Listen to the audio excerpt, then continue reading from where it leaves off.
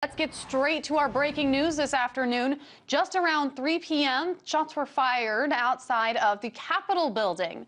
Police say a woman in a black sedan got in a confrontation with police officers after trying to ram her car through the barricade outside of the White House. When that was unsuccessful, she fled the scene in her car and got into a police chase.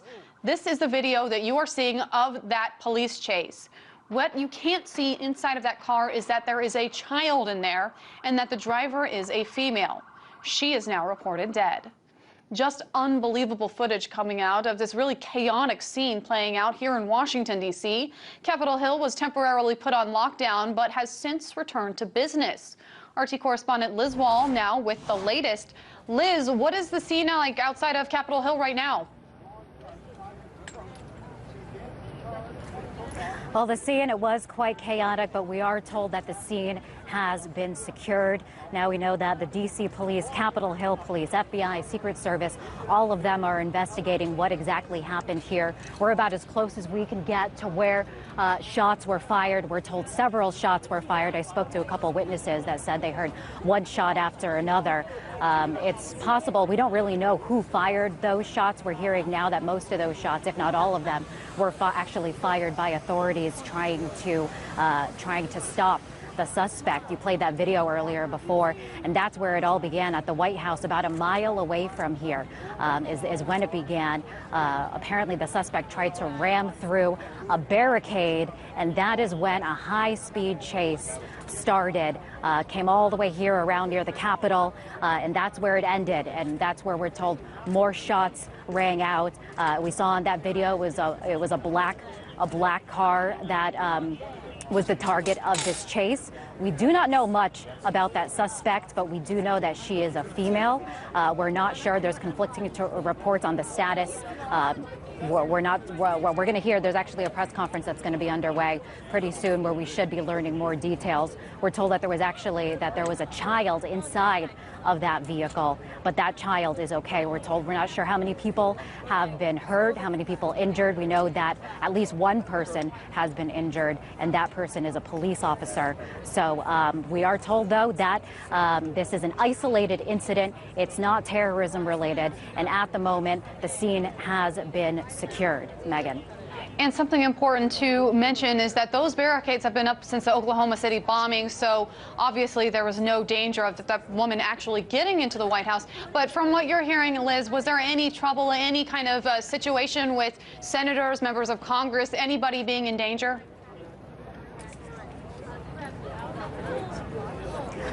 Well, we don't. All we know is that there were several shots that were fired. That's what witnesses are telling me. Spoke to one witness that said he heard 7 shots ring out. As I said before, we're not sure, though, where those shots came from. It's presumed now at this point that a lot of them actually came from authorities. We can presume because that the Capitol was under lockdown, and they have deemed this the Capitol secure now. So we can presume now that the scene is safe. We're told that it's not active anymore.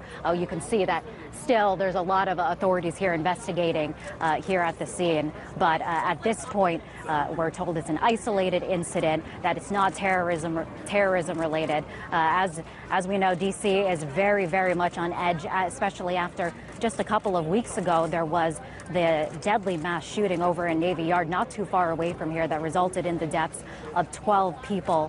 So that is still fresh in the minds of many people here in D.C. Of course, it's a tense time in that building over there with a government shutdown underway, with the House and Senate unable to agree on a deal, on a budget deal. So a very tense time with this government shutdown underway. It's unclear, though, what the motive is. We don't know much about the suspect, except that she is female, that there was a child inside of that car. We don't know what a motive. Hopefully we'll be learning more and more details as they're released to us, Megan. And obviously this is a very popular place to be in the District of Columbia. Lots of people come here to visit for tourism reasons, so obviously there was a lot of witnesses. We do have the testimony of one witness to go ahead and listen to right now. Just, swarms of police converging on the Capitol after that. What was going through your mind when this was happening? I was thinking about the Navy Yard because I work near there, so and it was like it reminded me of that. So obviously, Liz, this is very scary. As you mentioned, it comes just a couple of short weeks after that Navy Yard shooting. So what else can we expect to hear from this press conference that's coming up in just about a half an hour here? I think at this press conference, we're expected to hear more details. As I mentioned, there's a lot of things that are up in the air. We know that shots were fired. Hopefully we'll learn more as to who fired those shots, how many people have been injured, the status of the suspect and any of those injured, the status of that police officer that is reported to have been wounded during this ordeal. So we should be learning more, Megan, as more details come out, but still unfolding as we speak right now.